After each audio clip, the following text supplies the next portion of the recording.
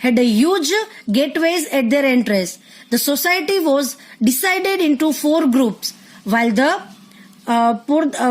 parda system and intercaste marriage were not prevalent at that time. The custom of sati, child marriage and polygamy had started by then. The local diet consisted of milk and milk product, wheat, rice, fruits and vegetables. They wore clean, simple white clothes. Men wore dhotis and women wore sari. Their ornaments में क्या क्या था? Rings, bangles, bracelet, necklace were made from flowers. Chess and games of dice were popular means of entertainment. Acrobats and conjurer wandered from village to village entertaining people. यानी कि हर्ष के शासनकाल के बारे में जानकारी चीनी यात्री ह्यूएन सांग के लेखन से उपलब्ध है। उस समय के नगर और गांव किलेबंद थे और उनके प्रवेश द्वार पर विशाल द्वार थे। समाज 4 समूहों में विभाजित था, जबकि उस समय पर्दा प्रणाली और अंतरजातीय विवाह प्रचलित नहीं थे। तब तक सती, बाल विवाह और बहु विवाह की कुरीति शुरू हो गई थी। स्थानीय आहार में दूध और दूध से बने उत्पाद, मतलब कि दूध से बनी चीजें, गेहूं, चावल, फल और सब्जियां शामिल थी। वे साफ सुथरे कपड़े पहनते थे, सफेद कपड़े पहने हुए थे। पुरुषों ने धोती पहनी हुई थी और महिलाओं ने साड़ी पहनी हुई थी। उनके आभूषण में क्या था? अंगूठी, चूड़ियां, कंगन, हार, वो सब फूलों से बनाए गए थे। शतरंज और पाशा के खेल मनोरंजन के लोकप्रिय साधन थे। कलाबाज और परिचारक गांव से भटकते थे, गांव के लोगों का मनोरंजन करते थे। Farming and animal husbandry were the main occupation of the people. Land revenue was 1/6 of the production. Internal and international trade was carried out by the Vaishyas, a highway from Patliputra to Bhrug Kutch, मतलब कि भृगु कच्छ मतलब अभी का Bharuch. Port was built by the state for trade and transportation goods. यानी कि खेती और पशुपालन लोगों का मुख्य व्यवसाय था। भू राजस्व उत्पादन का एक 1/6 हिस्सा था। आंतरिक और अंतर्राष्ट्रीय व्यापार वैश्यों द्वारा किया जाता था। पाटलिपुत्र से भृगु कच्छ यानी कि अब का भरूच बंदरगाह तक एक राजमार्ग राज्य द्वारा माल के व्यापार और परिवहन के लिए बनाया गया था। Gold and silver coins were used for commercial transaction. Ornaments, statues, ivories and carved wooden pieces were exported. The export of a different material from India increased her prosperity. During the reign of King Harsh, India had a good business relations with Rome, which led to the inflow of gold in India. People followed Hinduism, Buddhism and Jainism but were tolerant towards other religions.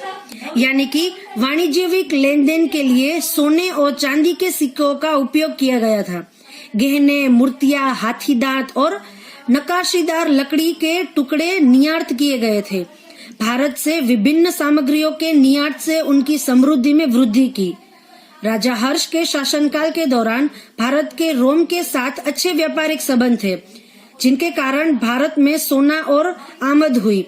लोगों ने हिंदू धर्म, बौद्ध धर्म, जैन धर्म का पालन किया, लेकिन अन्य धर्मों के प्रति सहिष्णु थे। मतलब कि ये हिंदू, जैन इन सब धर्मों का पालन किया जाता था, पर इसका मतलब ये नहीं था कि दूसरे धर्मों को वो लोग नहीं मानते थे। Yuan Sang, the Chinese traveler Yuan Sang visited India during Harsh region and studied Buddhism at Nalanda for 5 years.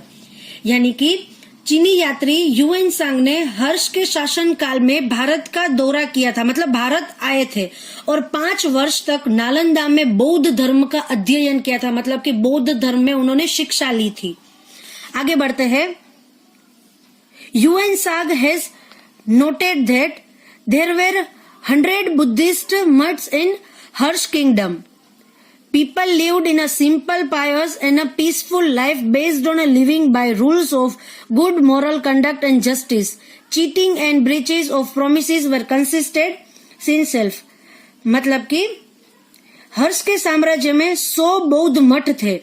लोगों ने एक अच्छा, पवित्र और शांतिपूर्ण जीवन जिया, जो अच्छे आचरण और न्याय के नियमों पर आधार पर जी रहे थे। धोखा और वादा निभाना पाप माना जाता था। आगे बढ़ते हैं। वातपी।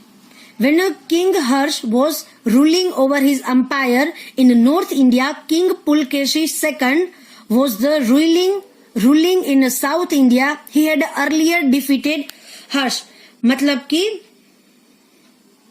राजा हर्ष उत्तर भारत में अपने साम्राज्य पर शासन कर रहा था।